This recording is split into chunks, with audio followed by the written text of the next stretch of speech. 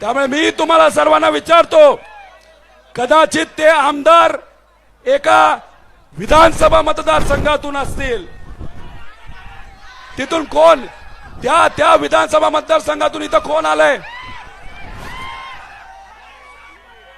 ओ राहुल भाऊ मोठे कुठे आहेत? त्या मतदारसंघातून ओमराजेंना आपल्याला कितीची लीड द्यायची आहे? नाही, भूम परांड्यातून कितीची लीड द्यायची आहे? 50 फक्त. अहो, खेकड्याला उत्तर द्यायचं असेल आणि खेकड्याच्या नांग्या जर ठेचायच्या असतील, तुमची लीड 1 लाखाची लागेल.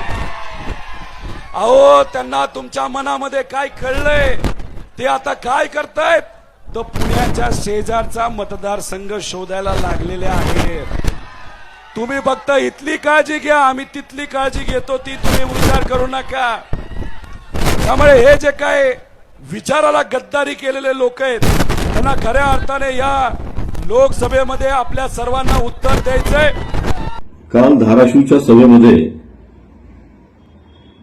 अभ्यासू आमदार रोहित पवार यांनी आमच्या धाराशिवच्या पालकमंत्र्यावर एक वक्तव्य केलं आणि ते असे म्हणाले की डॉक्टर प्राध्यापक तानाजीराव सावंत साहेब हे पुण्याच्या आजूबाजूचा मतदारसंघ शोधत आहेत.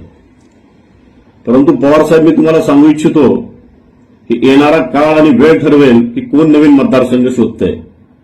आणि आपण परत परत जर असे वक्तव्य करत राहिलात तर तुम्हाला जशाच तसे उत्तर दिले जाईल, एवढं आपण लक्षात ठेवावं. जय हिंद, जय महाराष्ट्र.